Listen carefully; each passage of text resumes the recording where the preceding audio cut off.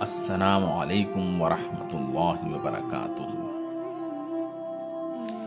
اللہ جل شانہ کی ذات عالی سے ہمارا تعلق پیدا ہو جائے اور اللہ جل شانہ کی ذات عالی سے براہ راست فائدہ حاصل کرنے والے بن جائیں، تو اسی کے لیے یعنی انسانوں کو کامیابی دلانے کے لیے حضرت محمد صلی اللہ علیہ وسلم اللہ رب العزت کے یہاں سے اللہ کے اوامر لے کر آئے ہیں۔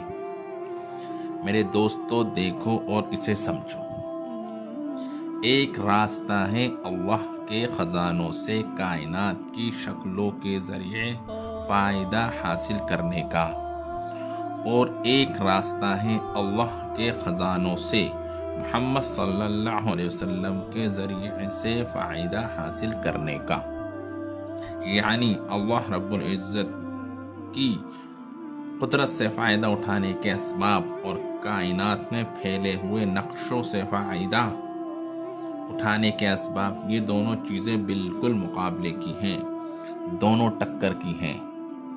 اس لیے میرے دوستو، اللہ کی قدرت سے براہ راست فائدہ اٹھانے کے لیے حضور محمد صلی اللہ علیہ وسلم جو اللہ کی طرف سے اوامر لے کر آئے ہیں، جب وہ اوامر ہماری زندگیوں میں آ کر محمد کے طریقے پر جسم سے صادر ہوں گے، تو اللہ جل شانہ ہر نقشے سے ہر سبب میں کامیابی دے کر دکھلائیں گے۔ اسی لیے سب سے پہلے لا الہ الا اللہ محمد رسول اللہ میں اپنے یقین، اپنے جذبے اور اپنے طریقے جو ہم حالات کے آنے پر خاص طور سے اور دن رات پیش آنے والی ضرورتوں میں عام طور سے اختیار کرتے ہیں، ان کے بدلنے کا ہم سے یہ کلمہ مطالبہ کر رہا ہے۔ صرف یقین کی تبدیلی پر ہی اللہ پاک اس زمین اور آسمان سے کئی گنا زیادہ بڑی جنت عطا فرمائے گا، اور دنیا میں نقد فائدہ یہ ہوگا کہ جن جن شکلوں سے ہمارا یقین نکل کر اللہ کی ذات سے ہر چیز کے بننے کا اور حضور صلی اللہ علیہ وسلم کے اعمال سے ہونے کا یقین آئے گا، تو یہ ساری کی ساری چیزیں جن سے ہمارا یقین نکلے گا، ان شکلوں کو اللہ ہمارے لیے مسخر کر دیں گے۔ اصل میں ہم پر جو دنیا کی شکلیں مسلط ہیں، تو ان کا ہم پر تسلط ان کے یقینوں کی وجہ سے ہے۔ ایک چھوٹے جانور سے لے کر بڑے بڑے عالمی نقشوں کے یقین نے انہیں ہم پر مسلط کر رکھا ہے۔ میرے دوستو، اللہ رب العزت نے ہمیں دعوت کی وہ محنت دی تھی جس سے زمین اور آسمان کے درمیان کا سارا نظام داعی کے لیے مسخر ہو جائے۔ جس طرح اصحاب کہف کے لیے سورج کو مسخر کیا گیا تھا، اسی طرح ایک جماعت دشمن کے مقابلے پر ہے۔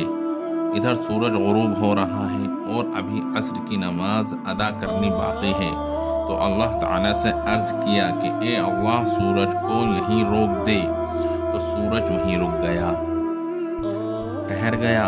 جب تک دشمن سے مقابلہ کر کے فارغ نہ ہو گئے، سورج وہیں رکا رہا، یعنی عصر کی نماز کے تقاضے پر سورج رکا ہوا ہے۔